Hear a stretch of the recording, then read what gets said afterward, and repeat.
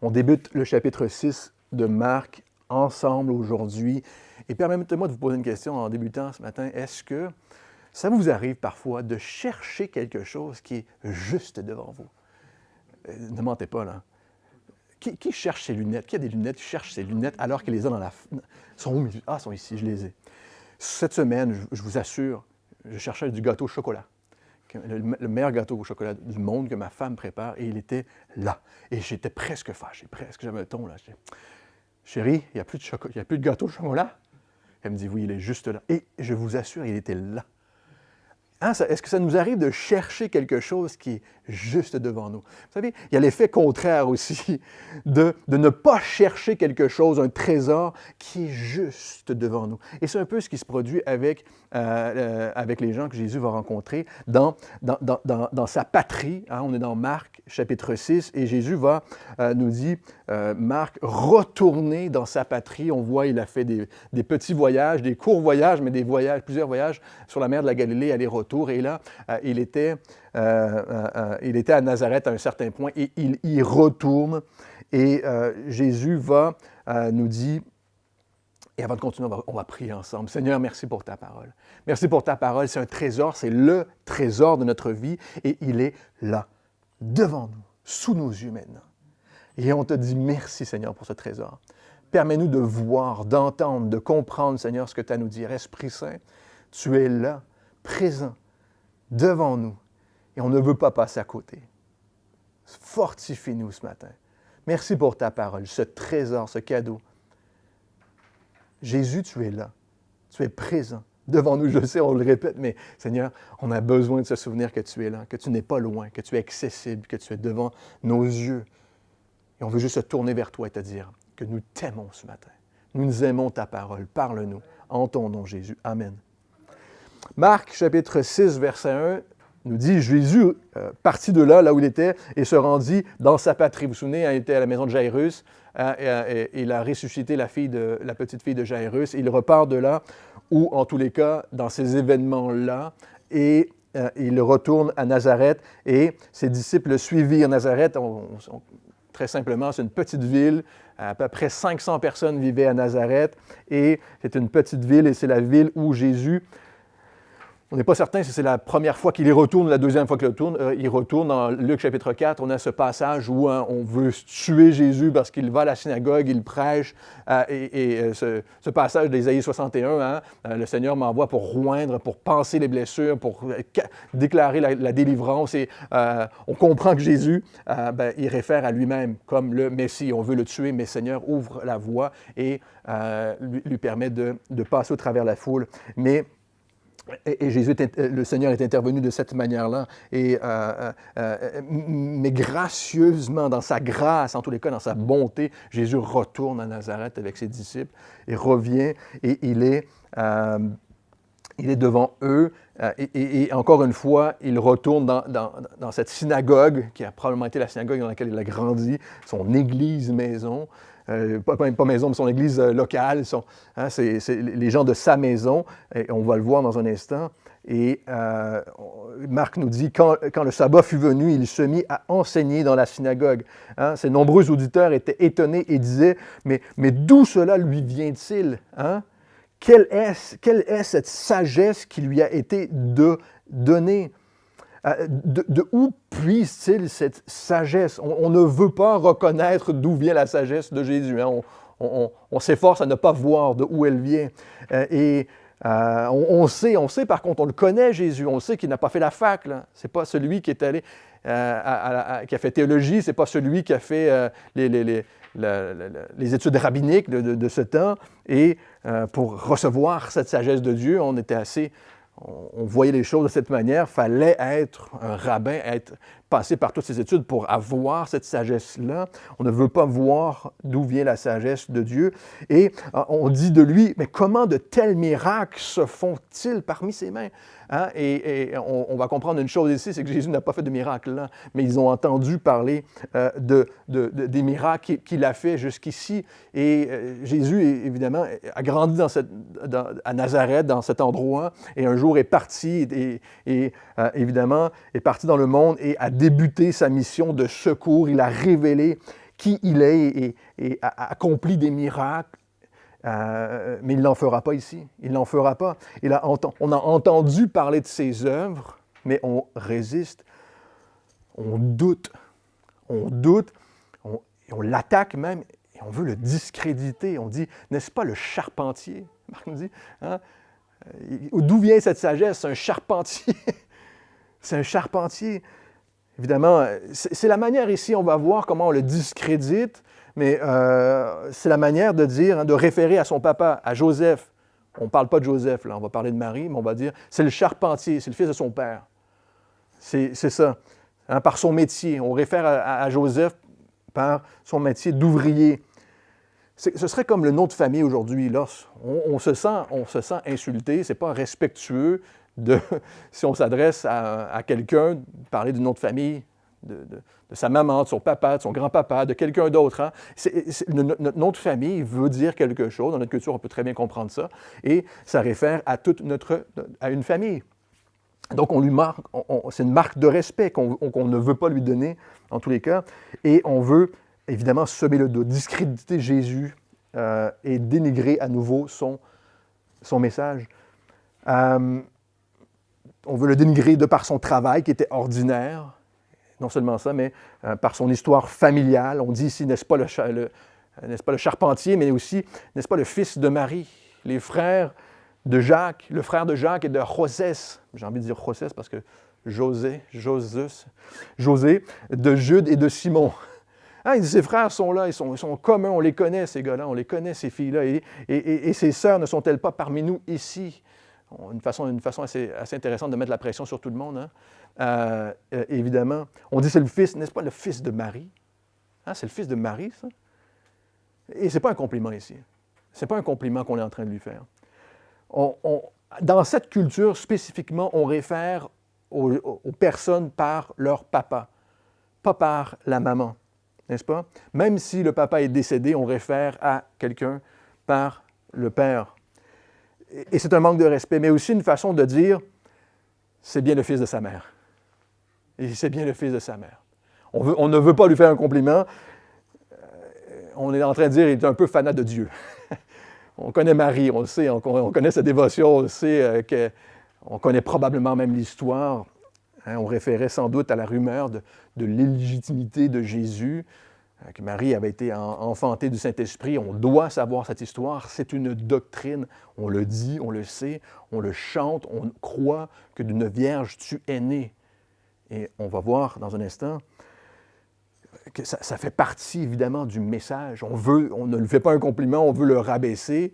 On se moque de lui. Évidemment, Jésus est né d'une vierge. Avez-vous déjà entendu ça? Est-ce que vous vous êtes déjà confronté à quelqu'un qui se moque de vous, de votre foi, parce que vous croyez que Jésus est né d'une vierge? Évidemment. Mais ce n'est pas un compliment ici. On référait à tout ça, de son illégitimité probablement. Il est né du Saint-Esprit. Mais voyons donc.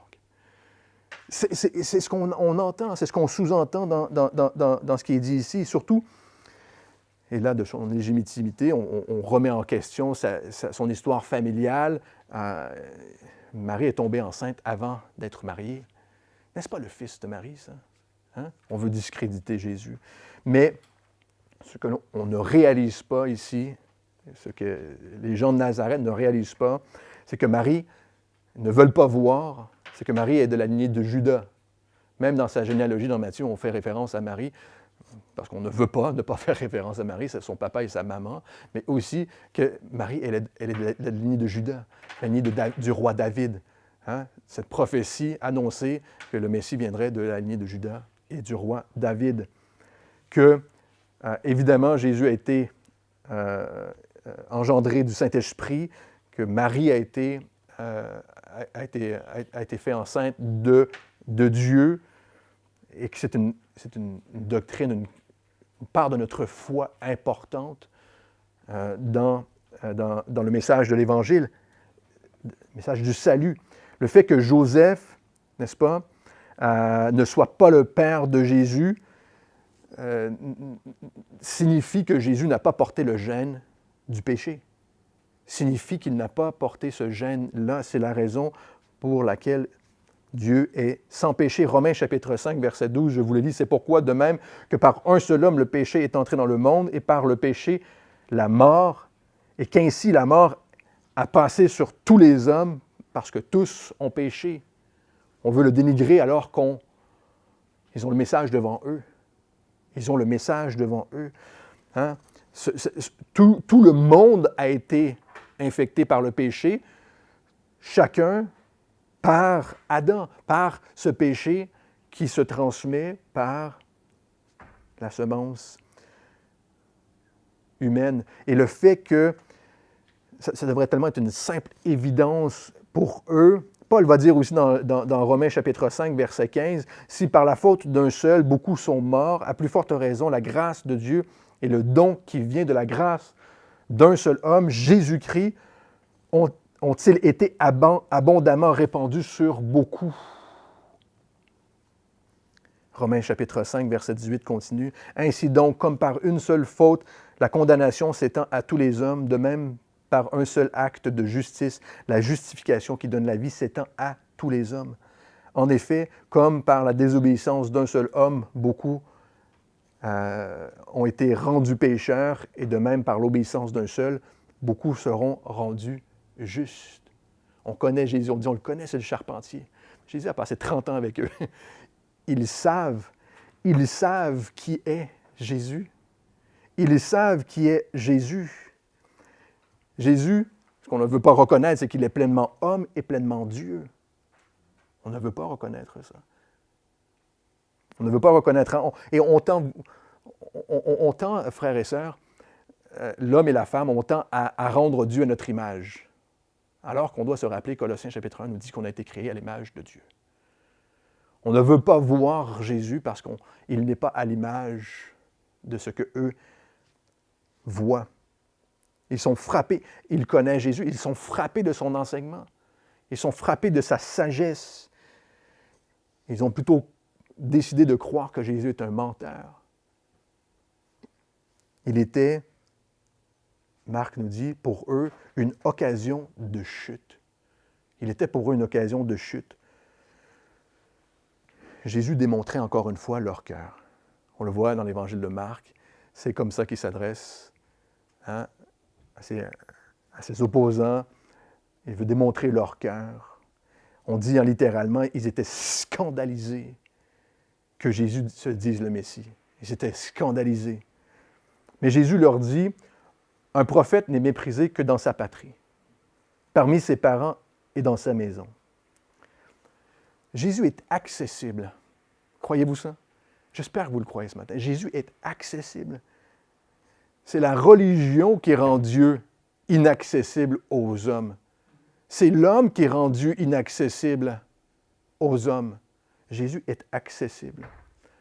Jean chapitre 1, verset 11 nous dit « Jésus, la lumière, est venue chez les siens et les siens ne l'ont pas reçu. » Verset 14, « Jésus, la parole, a été faite chair et elle a habité parmi nous, pleine de grâce et de vérité. » Ils ont été témoins de cette grâce et de cette vérité. « Et nous avons contemplé sa gloire, une gloire comme celle du Fils unique venu du Père. »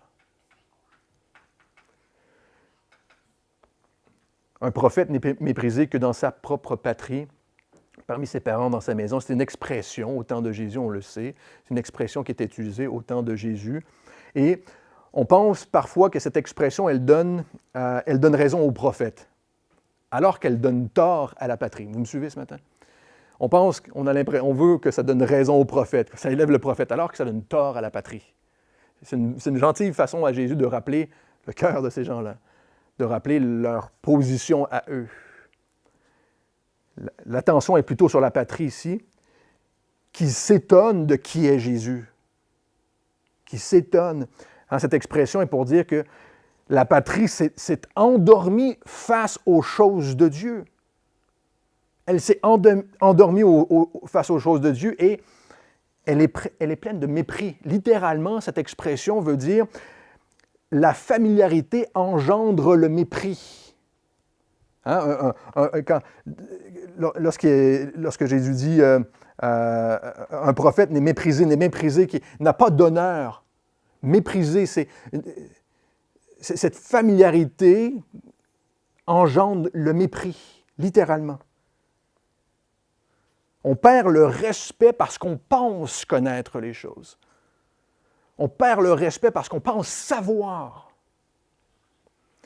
Et c'est comme si Jésus, pensez-y une seconde, c'est comme si Jésus entrait dans une église aujourd'hui et disait, vous vous intéressez à toutes sortes de choses, vous vous intéressez à tout, la musique, l'ambiance, les tâches, sauf à ma parole.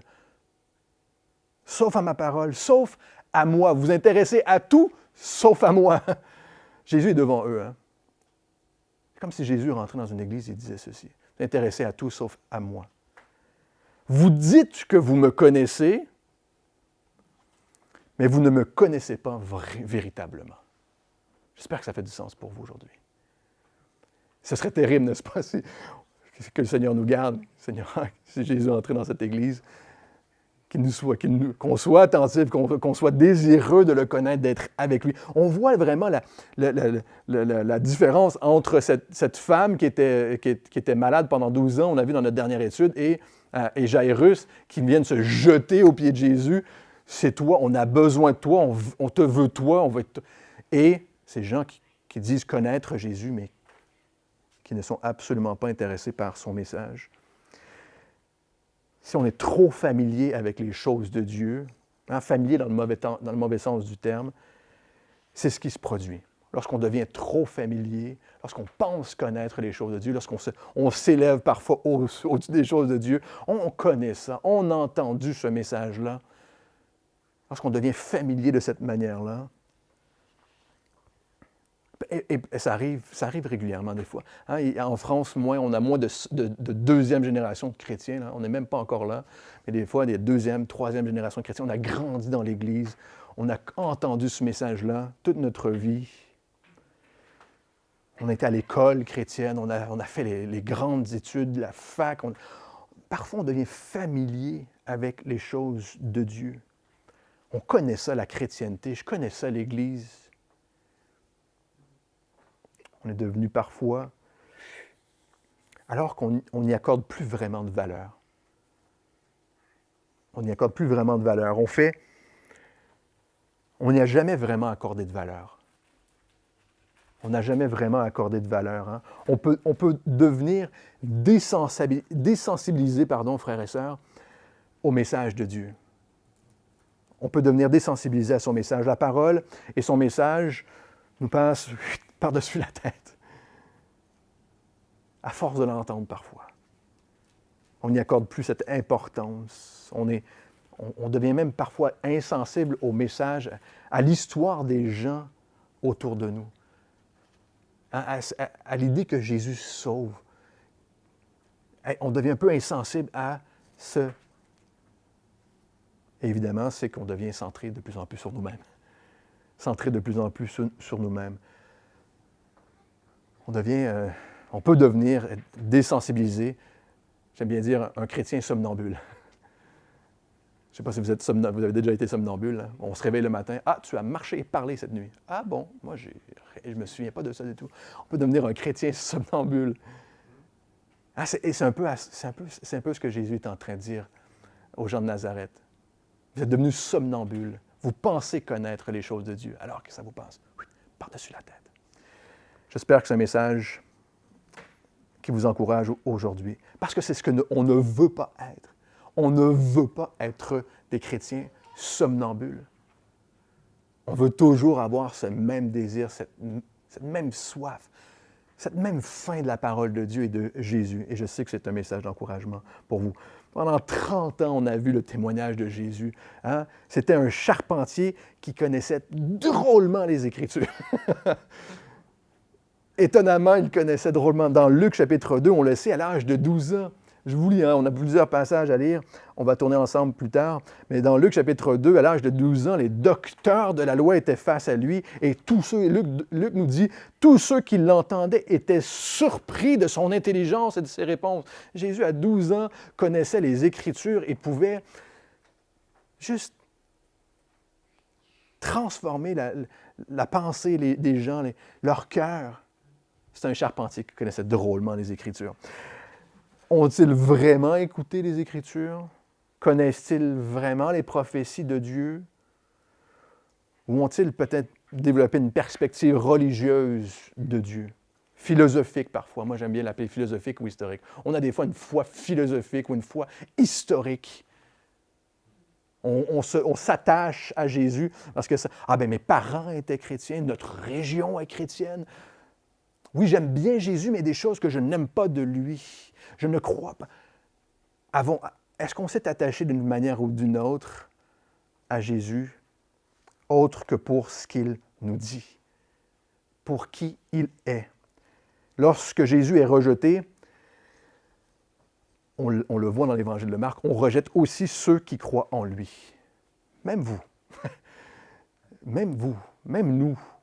Lorsque Jésus est rejeté, et vous avez peut-être certainement fait cette expérience-là d'être rejeté pour votre foi, hein, on dit de vous, ce n'est plus la même personne. Ce n'est plus la personne que je connaissais. Il est devenu un peu fada de Dieu. J'aime bien cette expression-là. Il est un peu fana, c'est ça, hein? Un peu la même chose. Depuis qu'il croit en Jésus, c'est plus la même personne. Évidemment, exact, tu as raison. Jésus a transformé ma vie. C'est la raison pour laquelle je suis fanat de Jésus. J'espère que vous êtes fanat de Jésus ce matin. N'est-ce pas? Mais on se dit, ce n'est pas possible. Hein? Je le connais, je la connais. Steve, je le connais. C'était un jeune mécano, il avait 17-18 ans. Il aurait dû rester mécanicien automobile. Il aurait dû faire une carrière incroyable là-dedans. Si vous saviez le nombre de fois, si j'avais écouté les gens qui m'avaient dit « Ah, tu devrais rester mécano », je ne serais pas en train de servir Dieu aujourd'hui. Mais en réalité, c'est Jésus qu'on rejette. Lorsqu'on vous rejette, c'est Jésus qu'on rejette. Jésus a dit dans Jean chapitre 15, verset 18, « Si le monde a de la haine pour vous, sachez qu'il m'a haï avant vous. » Sachez qu'il m'a haï avant vous. On ne peut pas prendre ce rejet personnel, mais on peut être attristé que les gens rejettent Jésus. C'est une tristesse immense. Il ne faut pas que j'en parle trop longtemps parce que je ne vais pas être capable de terminer le message. Mais ce rejet de Jésus lorsqu'on leur annonce la bonne nouvelle. Encore une fois, on pourrait croire, hein, on s'est dit avec la fille de Jairus dans notre dernière étude, la semaine dernière, hein, pourquoi Jésus a sorti tout le monde de la pièce? S'il avait fait des miracles, tout le monde aurait cru, aurait vu que la petite fille est ressuscitée, alors que Jésus a fait sortir tout le monde et il dit, ne le dites à personne. On pourrait croire que de faire des miracles lui aurait convaincu plus de gens à Nazareth, n'est-ce pas?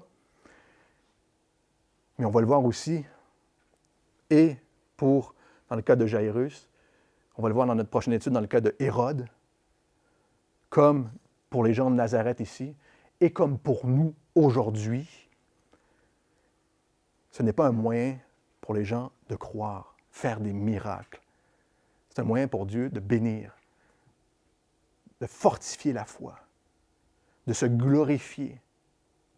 J'espère que c'est un message d'encouragement pour vous aujourd'hui. Parce que Marc nous dit, « Il ne put faire là aucun miracle. Sinon guérir quelques malades, c'est déjà pas mal, en leur imposant les mains. » Jésus n'a pas fait de miracle en leur présence. Non pas parce qu'il ne pouvait pas, parce qu'il ne voulait pas. Jésus est Dieu. Il peut faire ce qu'il veut. Mais parce qu'il ne le voulait pas. Il n'allait pas le faire. Et il nous dit pourquoi. Au verset 6 dans Marc, chapitre 6, « Il s'étonna de leur incrédulité. » Il s'étonna de leur incrédulité.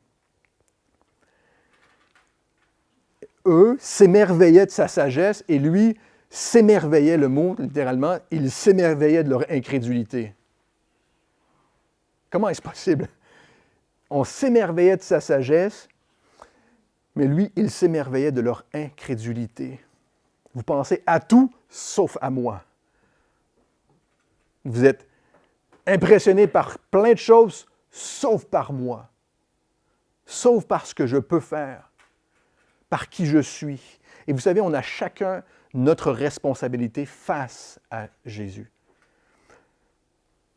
Peut-être, parfois, nous sommes trop familiers avec le message de l'Évangile.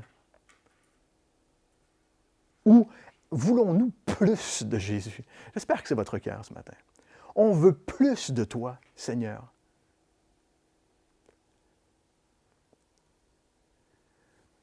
On prend la décision parfois de résister à son appel, de résister à sa grâce. On a, frères et sœurs, chacun une responsabilité face à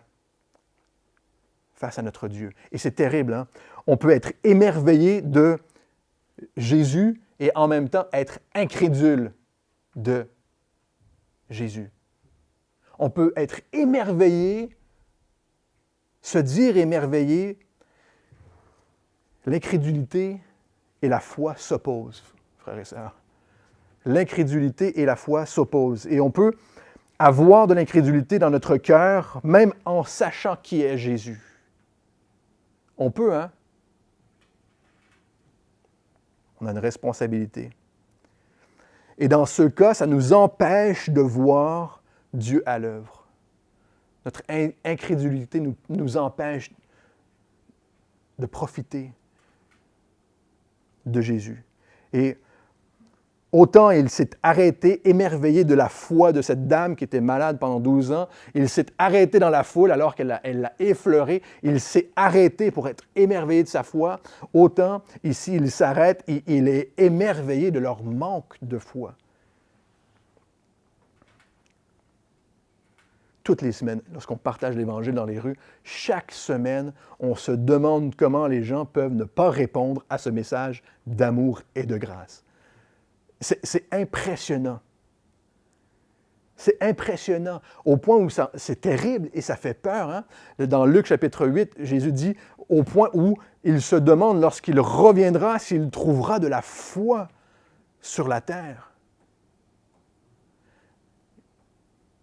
Pas seulement de la foi chez les gens parce qu'on le rejette, mais dans le contexte de Luc, de la foi même chez ceux qui ont la foi. L'exercice de la foi, la prière, le désir de voir Dieu agir. On veut voir Dieu à l'œuvre.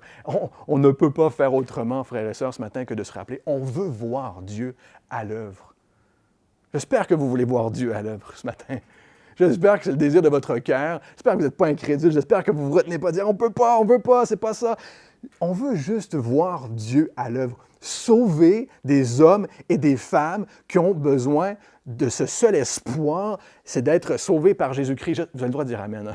J'espère que ça vous encourage ce matin parce que c'est vraiment le désir de mon cœur et je sais que c'est le désir de votre cœur aussi. On veut voir Dieu à l'œuvre, non seulement dans la ville de La Rochelle, mais au-delà, dans la France. On veut voir Dieu dans le monde présentement. Le monde, on parle d'une pandémie mondiale.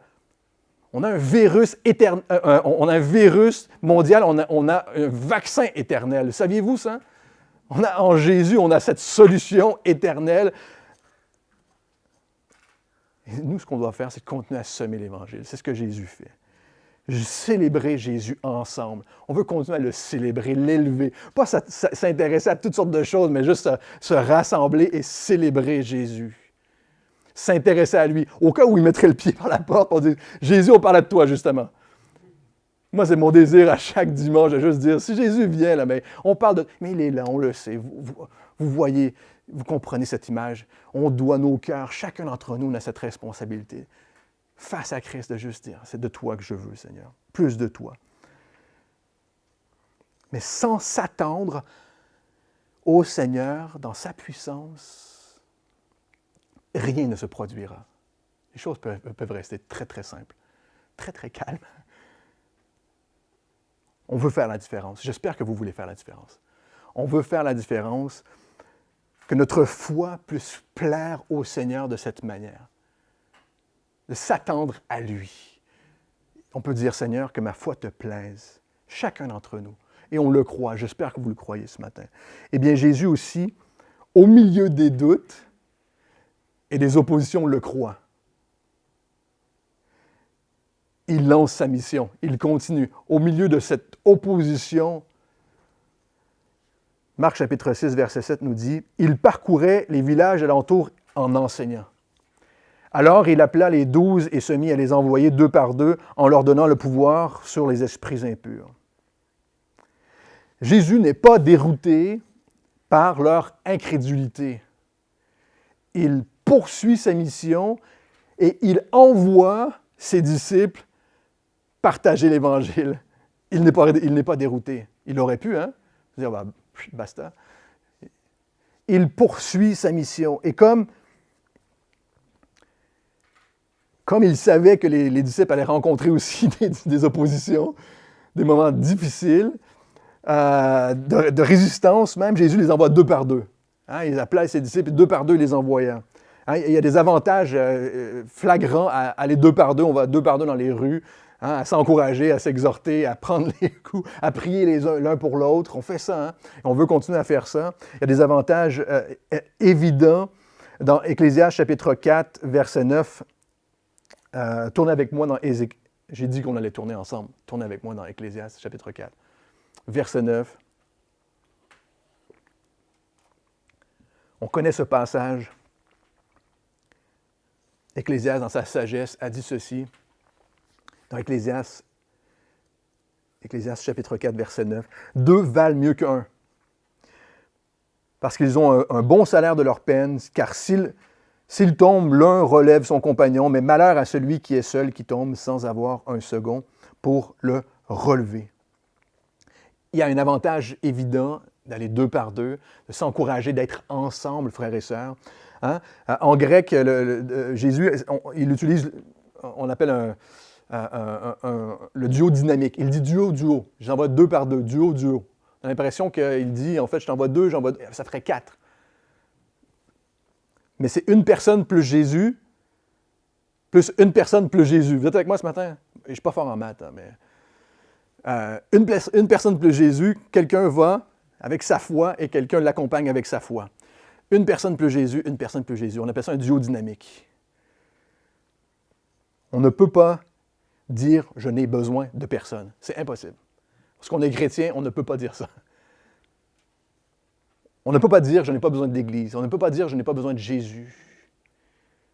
Ecclésiaste chapitre 4, et c'est là où j'aime beaucoup ce passage, au verset 12, vous êtes encore là, regardez. Ecclésiaste va dire aussi « la corde à trois brins ne se rompt pas si vite ». Non, tu as dit deux par deux, tu as dit deux, c'est facile, trois. Pourquoi trois? Deux personnes plus Jésus, n'est-ce pas? La corde à trois brins. Ça fonctionne dans les couples aussi, dans le mariage. Un homme et une femme plus Jésus. Dans la foi,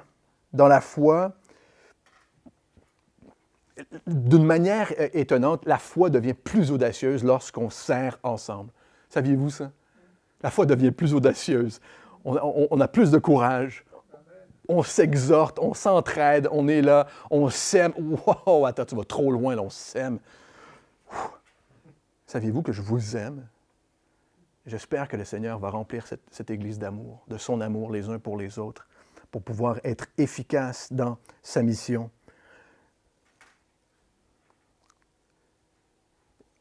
Tournez avec moi dans Hébreux chapitre 10. Hébreux chapitre 10, verset 24, nous dit aussi ceci. Pourquoi ensemble, dans la mission de Dieu, on est encouragés dans Hébreux chapitre 10, verset 24, « Veillons les uns sur les autres, veillons les uns sur les autres pour nous inciter à l'amour et aux bonnes œuvres.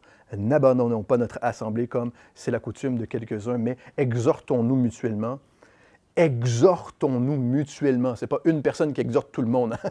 C'est mutuellement. On est appelés, frères et sœurs en Église, à pouvoir mettre chacun d'entre nous les dons que le Seigneur nous a donnés chacun. J'espère que ça fait du sens pour vous. On est là aujourd'hui pour pouvoir mettre au service de Dieu les dons que nous avons chacun reçus, mutuellement, ensemble, en Église. Et on prie que le Seigneur puisse vous utiliser chacun d'entre vous. Jésus nous incite à veiller les uns sur les autres et à nous inciter à l'amour, aux bonnes œuvres, à l'exhortation. Donc Jésus nous envoie en duo dynamique, on peut être 100 000 là, si vous voulez, ça ne change rien, c'est le même principe, mais avec sa présence. Il nous envoie avec sa présence. Il est là avec nous. Non seulement ça, il nous envoie, il dit, avec son autorité. Hein, il a envoyé ses disciples, les 12, les apôtres, et ses disciples aussi par la suite. Il les envoyait avec son autorité, hein, avec le pouvoir sur les esprits impurs. Il leur a donné cette autorité. Jésus chasse les ténèbres et il donne son autorité aux apôtres de chasser les ténèbres. De chasser les ténèbres. D'exercer cette autorité qui est celle de Dieu, qui est celle de Jésus. L'autorité sur les ténèbres.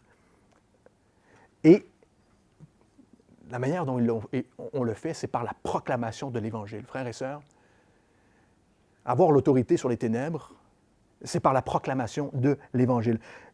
Marc nous dit, Jésus alla enseignant. C'est ce qu'il fait. Partout où il va, il enseigne la parole. Il a donné évidemment cette même tâche aux apôtres qui leur appartenait de pouvoir fonder l'Église, de pouvoir donner cette parole de Dieu qui est avec nous aujourd'hui. Ils ont établi l'enseignement de Jésus par sa parole et on fait de même aujourd'hui. C'est la parole de Dieu qui est l'autorité de Dieu sur terre et non pas un homme, non pas ou une femme. Il n'y a pas plus loin que ça, là. C'est la parole de Dieu qui est l'autorité de Dieu sur terre. Donc Jésus les envoie non seulement avec son autorité, mais aussi par la foi. Marc chapitre 6, verset 8, on continue. Il leur recommanda de ne rien prendre pour la route, sinon un bâton seulement, ni pain, ni sac, ni monnaie dans la ceinture. Mais disait-il, chaussez-vous de sandales et ne revêtez pas de tunique. Voyagez léger. Voyagez léger, fonctionner par la foi, mais il leur dit deux choses ici. Voyagez léger et n'en faites pas des tonnes. Une autre expression que j'aime bien, ça. N'en faites pas des tonnes. Restez simple. Restez simple. Faire confiance à Dieu pour sa provision et être aussi accessible. Est-ce que dans l'histoire de l'Église est restée accessible parfois? Je ne suis pas sûr, moi. Restez simple, restez accessible. Faites confiance à Dieu. Matthieu chapitre 10 nous dit aussi, verset 38, « Celui qui ne prend pas sa croix et ne me suit pas n'est pas digne de moi. Celui qui aura gardé sa vie la perdra et celui qui aura perdu sa vie à cause de moi la retrouvera. » Comme être deux par deux, voyager léger et être accessible à ses avantages évidents. On est focusé sur la mission de Dieu. Voyager léger, penser à rien d'autre que la mission de Dieu. On est focusé sur la mission de Dieu, sur ce qu'il nous demande de faire. On dépend de sa force. On reste humble. On ne s'élève pas, on reste humble.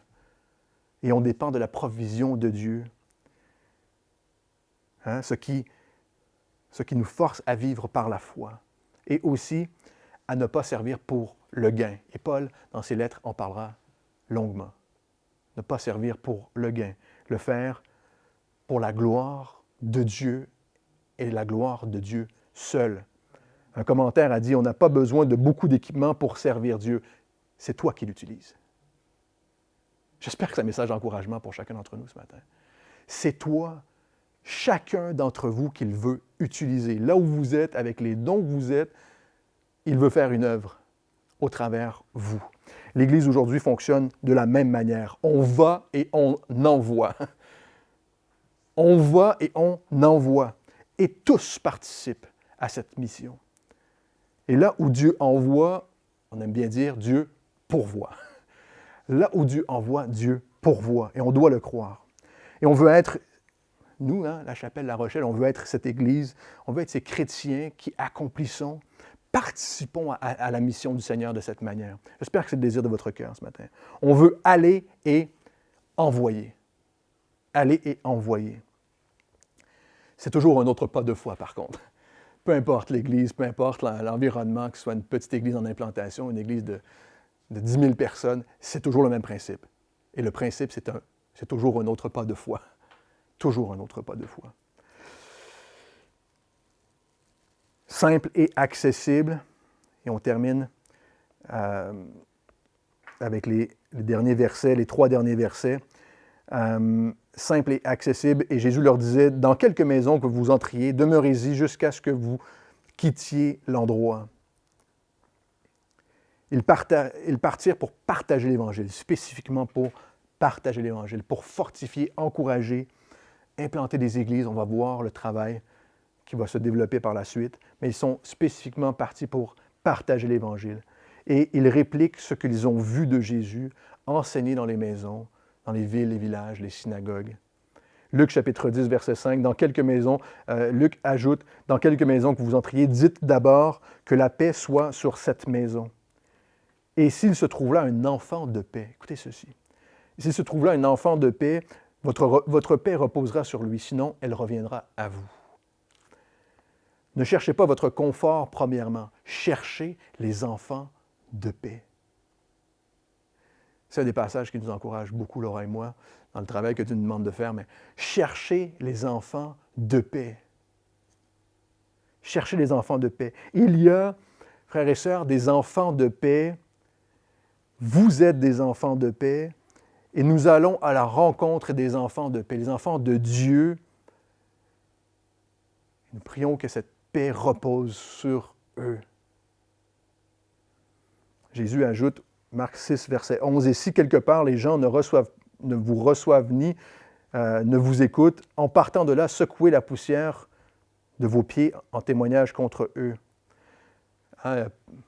L'idée d'enlever la poussière sur les pieds, on comprend qu'à l'époque, il y avait beaucoup de sable. À la plage aussi, il y a beaucoup de sable. Mais on vit dans une région où il y a beaucoup de sable. Mais c'était vraiment une symbolique pour se rappeler que les gens ne vous rejetaient pas vous-même, mais rejetaient Dieu. Que les gens rejetaient Dieu. On a encore une fois une responsabilité, chacun d'entre nous a une responsabilité, chaque personne, chaque homme et femme a une responsabilité face à Dieu. Et tristement, certains ne cherchent tout simplement pas la paix. Saviez-vous ça? Il y a des gens qui ne cherchent tout simplement pas la paix, mais le trouble, parfois même le trouble. Le trouble dans leur vie, dans leur maison, dans leur église, dans leur ville. Mais aussitôt qu'on rejette le message de l'Évangile pour nos vies, on va rejeter les messagers aussi.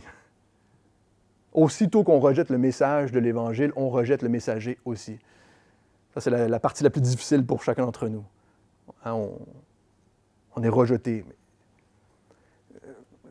Dans les quelques villes que nous connaissons en France, frères et sœurs, il y a ceux qui rejettent Jésus, qui sont devenus somnambules aux choses de Dieu, qui s'élèvent même parfois contre la mission de Dieu. C'est possible, hein?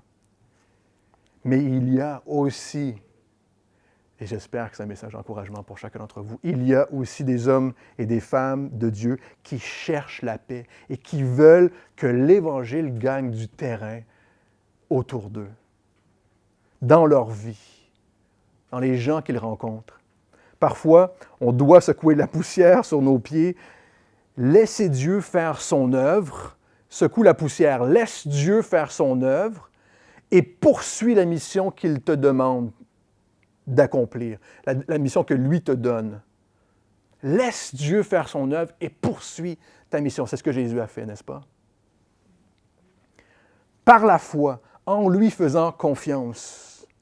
Dieu ne dit pas de maudire, Dieu nous dit toujours de bénir, constamment de bénir. Prêche l'Évangile, prêche la repentance, c'est de bénir les gens. Saviez-vous?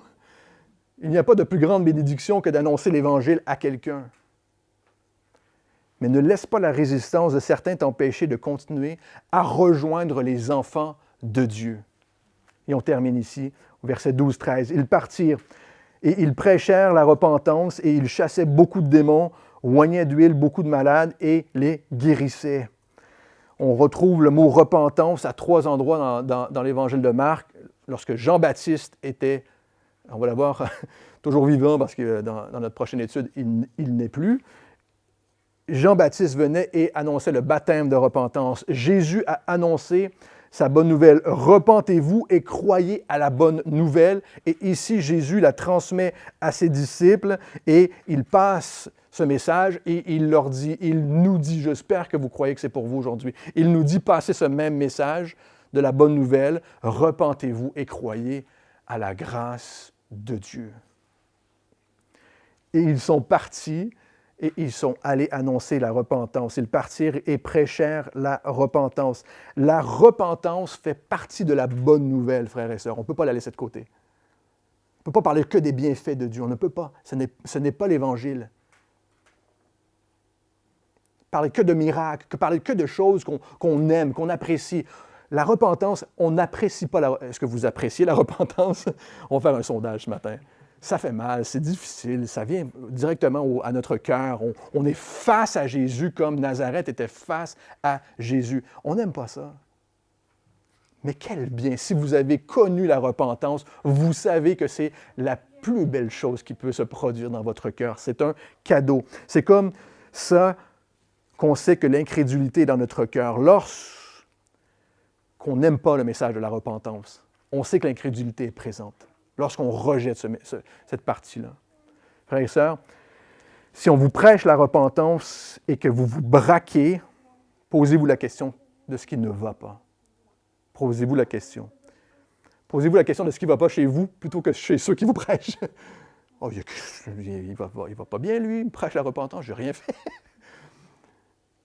Faites juste vous poser la question, y a-t-il un peu d'incrédulité dans mon cœur? Est-ce qu'il y a quelque chose qui ne va pas? Un enfant de paix reçoit le message de la repentance avec joie. On l'accueille. Jésus dit, il y a des gens qui vont vous accueillir. On l'accueille avec joie, avec humilité. Et cette résistance-là est brisée dans notre cœur. C'est ça que la repentance produit. Elle brise la résistance de nos cœurs. Et elle recherche la paix. Et à notre tour, on peut partager ce message, cette bonne nouvelle, le pardon des péchés, l'évangile de grâce. La parole nous dit que si on agit comme ça, n'est-ce pas, on reçoit l'Évangile, on est de Dieu. 1 Jean chapitre 1 nous dit, mais si on dit qu'on ne pêche pas, on ment. 1 Jean chapitre 1 verset 8, je vous le lis, nous dit, si nous disons que nous n'avons pas de péché, nous nous séduisons nous-mêmes. Et la vérité n'est pas en nous. Verset 9, mais si nous confessons nos péchés, hein, c'est l'inverse. De se braquer, si on fait un pas, dire hey, si nous confessons nos péchés, il est fidèle et juste pour nous pardonner de nos péchés, nous purifier de toute injustice. Lorsque nous venons à Jésus, tels que nous sommes, pour être pardonnés, reconnaître notre besoin de lui, il peut ensuite nous utiliser. Il peut nous utiliser, comme il a pu utiliser ses disciples à ce moment. Et c'est toujours un peu effrayant, hein? Toujours un peu effrayant de se remettre face à Dieu. Toujours un peu effrayant. Et on va le faire dans un instant en prenant la communion ensemble, le pain et le vin. On fait juste se remettre devant Dieu. Remettre notre propre cœur, pas nos idées, là. Ce que moi je sais, ce que j'ai. On veut argumenter avec Dieu. Oh, mais ça, c'est pas vraiment un péché. Ça, c'est pas vraiment ça. Seigneur, qu'est-ce qu'il y a dans mon cœur? Révèle-le-moi. Et je veux juste le donner pour que tu puisses le purifier. C'est difficile hein, lorsqu'on est envoyé, lorsque Jésus nous demande non seulement de mettre notre cœur, mais de penser à aller vers les autres et de leur partager l'Évangile. Dans Marc chapitre 6, verset 30, on va le voir plus tard, mais les apôtres se rassemblèrent. Jésus les envoie et ils se rassemblèrent. Ils étaient tellement contents de vivre cette vie de foi hein, qu'ils revenaient à Jésus pour lui raconter tout ce qu'ils avaient fait et ce qu'ils avaient enseigné. Comme ils avaient pu partager l'Évangile, ils étaient contents, ils étaient heureux. On veut être dans cette position très simple, de faire confiance à Dieu, s'humilier et de se souvenir que le message de l'Évangile est ce que les gens autour de nous ont besoin aussi. Prions. Seigneur Dieu, merci pour ta parole. Merci Seigneur pour ce moment où ton esprit peut agir, Seigneur. Esprit Saint, c'est toi qui nous convaincs de péché, de jugement et de justice. Et tu nous convaincs de plein d'autres choses, d'amour, de paix, de joie. Et on te prie, Seigneur, de mettre ces choses. On veut te demander pardon ce matin. Pardon pour nos péchés, nos fautes. On vient à toi parce que seul toi peux pardonner. Jésus, seul toi est mort à la croix et ressuscité. Tu l'as fait parce qu'on était pris au piège. Et aujourd'hui, peut-être qu'on est pris au piège aussi. On te demande simplement de nous libérer. Et la seule façon pour toi de le faire, nous le savons, c'est de te demander pardon pour nos péchés, pour nos fautes.